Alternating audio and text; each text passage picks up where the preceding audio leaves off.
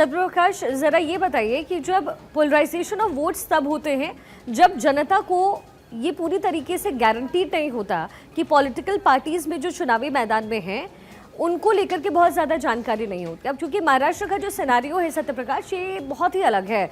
मतलब जितने भी चुनाव होते हैं, अभी झारखंड का आप चुनाव देख लीजिए, वहाँ everything is clear and cut, वहाँ सारी चीज़ें यथास्थिति में बनी हुई है। लेकिन महाराष्ट्र में बहुत बदलाव हुए हैं, पार्टीज को जिस तरीके से पार्टीज में टूट हुई है इसको लेके, तो धरातल पर जनता इस समय क्या सोच रही है महाराष्ट्र में?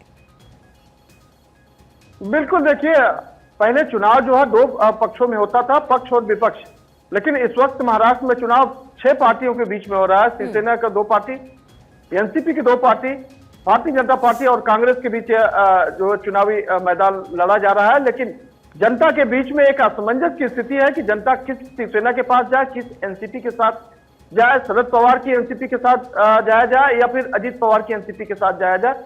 ठीक वैसी स्थिति शिवसेना यूबीटी के साथ जाया जाए या फिर शिवसेना एकनाथ शिंदे गुट के साथ जाया जाए। दोनों जो है एक साथ रहे हैं, एक साथ चुनाव लड़े हैं, लेकिन अब 2 फाड़ होने के बाद यह पहला चुनाव होगा जब विधानसभा में है तमाम जो कार्यकर्ता है, पदाधिकारी है या फिर मताधिकारी है, उन्हें किस तरह से वोट अपना देना है, वो सबसे बड़ी बात है। दूसरी बात है कि सबके लिए इजी अवेलेबल जो है चुनाव चिन्ह होता है। अब शिवसेना शिंदे गुट के पास धनुष बाण है, जो शिवसेना का एक प्रमुख अंग है और प्रमुख निशानी के तौर पर लोग जानते हैं। अमूमन लोगों को याद भी रहता है शिवसेना मतलब धनुष बाण। ठीक उसी तरह से एनसीपी की अगर बात आती है तो लोगों के जहन में कि एनसीपी मतलब घड़ी, अब घड़ी जिसके पास है उसका पल्ला भारी है। तो ठीक वैसे ही स्थिति बनी हुई है, क्योंकि लोगों के जहन में एक ही बात आती है कि जो पार्टियां भले बच गई हैं लेकिन लोग जो मतदाता है उनके मन में आज भी वही स्थिति है कि शिवसेना का अगर वोट करना है तो हमको धनुष बाण को देना है, अगर एनसीपी को वोट करना है तो हमें घड़ी को वोट करना है। सवाल इस बार महाराष्ट्र चुनाव में बहुत सारे हैं। ये जो सवाल जवाब आज हम कर रहे हैं और जिसको लेकर के संशय का विषय बना हुआ है, इसी का जवाब जनता महाराष्ट्र में देने वाली है। पूजा, मराठा आरक्षण एक बड़ा प्रभावी आरक्षण के तौर पर उभरा है और मराठा आरक्षण की जो मांग है वो लंबे समय से होती रही और इसको लेकर के अनशन किए गए। जितने भी मराठा नेता हैं, जितने भी महाराष्ट्र के बड़े नेता हैं, उनको भी धरातल पर उतरना पड़ा। क्या लगता है इस बार के चुनाव में मराठा आरक्षण का जो प्रभाव है वो वोटों पर जरूर नजर आएगा? देखिए, मराठा आरक्षण का जो मुद्दा है वो तो लगातार प्रभावित था ही, लेकिन इस बीच एक और आरक्षण का जिक्र मंच पर हो रहा है। मराठा आरक्षण का जिक्र मंच से कम होता है, लेकिन उलेमा की ओर से जो एक प्रपोजल लेटर दिया गया था कि हम आपके साथ में तब आएंगे जब आप हमको 10% आरक्षण देंगे। आजकल इस 10% वाले आरक्षण का जिक्र हम मंच से लगातार देख रहे हैं। आज जब गृह मंत्री अमित शाह ने बरसना शुरू किया तो वो कहते हैं कि हमारी सरकार आएगी, ये तो तय है, और हमारी सरकार आएगी तो हम आरक्षण इन लोगों को नहीं मिलने देंगे। तो कुल मिलाकर मराठा आरक्षण से आजकल 10% वाले आरक्षण की चर्चा ज्यादा हो रही है। हाँ, शुरुआती दौर में जिस दौरान में ये आरक्षण चल रहा था उस दौरान में ये माना जा रहा था कि ये मुद्दा बहुत ज्यादा प्रभावी रहने वाला है और यही वजह भी थी कि हमने एक बड़ा आंदोलन होते देखा, इसके लिए भूख हड़ताल होते देखा।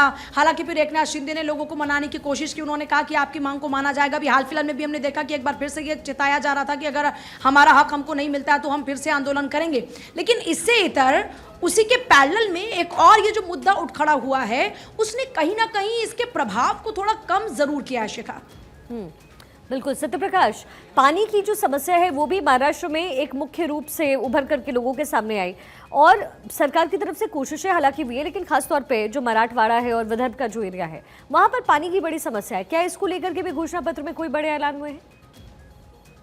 बिल्कुल, देखिए आज इस पर विशेष चर्चा भी हुई है। खुद अमित शाह इस बात को लेकर खुलासा कर रहे थे कि महाराष्ट्र के कई जिले ऐसे हैं जहां पर हर साल जो है गर्मी के समय में जो है पानी की दिक्कत होती है, सीवरेज लाइन नहीं है और इसको लेकर वह लगातार कोशिश कर रहे हैं।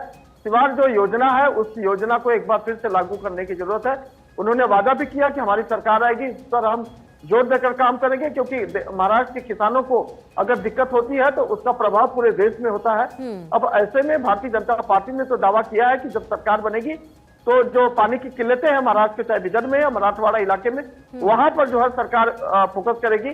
लेकिन सवाल यह बनता है कि काफी लंबे समय से लगातार इस विषय को लेकर उठाया जा रहा है, लेकिन जब भी चुनाव आता है तो इस पर चर्चा हो जाती है, लेकिन बाद में यह चर्चा जो है दरी के दरी रह जाती है।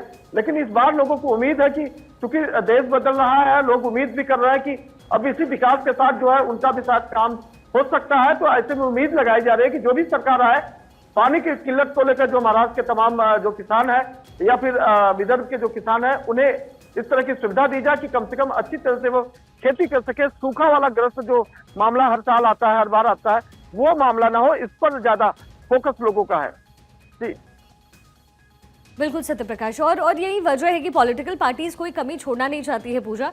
और चूंकि इतनी सारी रैलियां होने वाली हैं, प्रधानमंत्री मोदी खुद वहां पर रैलियों में उनकी मौजूदगी रहने वाली है और बहुत सारी रैली की भी है। और झारखंड भी एक स्टेट के तौर पर है जिसे जीतना बहुत ही ज़रूरी बीजेपी के लिए है। और हालांकि झारखंड में जो स्थिति है वो अभी कमोबेश महाराष्ट्र में नजर नहीं आ रही है। हालांकि महाराष्ट्र में इस समय बीजेपी की ही सरकार है, यानी मिलीजुली सरकार है, लेकिन आगे आने वाले दिनों में सबसे बड़ी चुनौती बीजेपी के लिए ये भी है, जिसका जवाब आज गृहमंत्री ने दिया भी, कि मुख्यमंत्री कौन होगा, यानी मुख्यमंत्री का फेस कौन होगा, ये हम सब मिलकर के तय करेंगे। यानी कहने का मतलब है कि अभी जो सत्ता में काबिज है, जरूरी नहीं कि उनकी वापसी हो। तो क्या लग रहा है, ये जो नंबर्स मिलने वाले, ये जो नंबर गेम पूरे चुनाव का होगा, सब कुछ क्या उस पर निर्भर करेगा? और देखिए, जाहिर तौर पर उस पर निर्भर करेगा। और इसको इस लिहाज से भी देखा जा सकता है कि पिछली बार हमने देखा कि बीजेपी के पास में आंकड़ा ज़्यादा, उसके बावजूद भी एकनाथ शिंदे को सीएम की कुर्सी दी गई। पिछले दिनों हमने देखा था कि जब ये फैसला लिया जा रहा था, उस दौरान में पहले देवेंद्र फडणवीस ने कहा कि उनको कोई पद नहीं चाहिए, फिर किसी तरीके से उनको मनाया गया और उसके बाद में वो भी सरकार में हिस्सा बनते हैं, लेकिन मुख्यमंत्री का चेहरा नहीं रहे। अभी पिछले कुछ दिनों में हमने ये भी देखा कि देवेंद्र फडणवीस की जो सुरक्षा है वो काफ़ी ज़्यादा बढ़ा दी गई है। जो उनके पास सुरक्षा थी उसमें और इजाफा कर दिया गया। और अभी अमित शाह ने जो आज बहुत बड़ी बात कही, सबकी निगाहें इस पर टिकी हुई थी कि अब जब सीएम फेस की बात आएगी तो अमित शाह का जवाब क्या होता है। अमित शाह ने क्लियर कट ये कह दिया कि अभी हम एकनाथ शिंदे के नेतृत्व में चुनाव लड़ रहे हैं, लेकिन अभी मौजूदा स्थिति में हम ये नहीं बताएंगे कि आगे सीएम का फेस कौन होगा। ये सब कुछ आगे तय होगा जब नतीजे आएंगे। उसके बाद हम तीनों पार्टीज बैठेंगे और तीनों पार्टीज बैठने के बाद में हम ये तय करेंगे कि सीएम का चेहरा कौन होगा। देखिए, अगर हम सीट शेयरिंग की बात करते हैं तो सीट शेयरिंग के फॉर्मूले में भी बीजेपी के पास में कमोबेश इन दोनों पार्टीज के मुकाबले ज्यादा सीटें, और जाहिर तौर पर बीजेपी की ये कोशिश भी होगी कि ज्यादा से ज्यादा सीटें बीजेपी के पास में आए, क्योंकि एक बार तो देखिए बीजेपी ने सैक्रिफाइस किया है यहां सत्ता में रहने के लिए, लेकिन दूसरी बार जाहिर तौर पर बीजेपी ये नहीं चाहेगी कि अगली बार भी चेहरा किसी दूसरी पार्टी से हो। और यही वजह है पूजा की स्ट्रैटेजी बनाई जा रही है, ताकि जो धरातल पर जो वोट पड़े वो पॉलिटिकल पार्टीज को अच्छी खासी पड़े और जहां किसी को झुकना ना पड़े।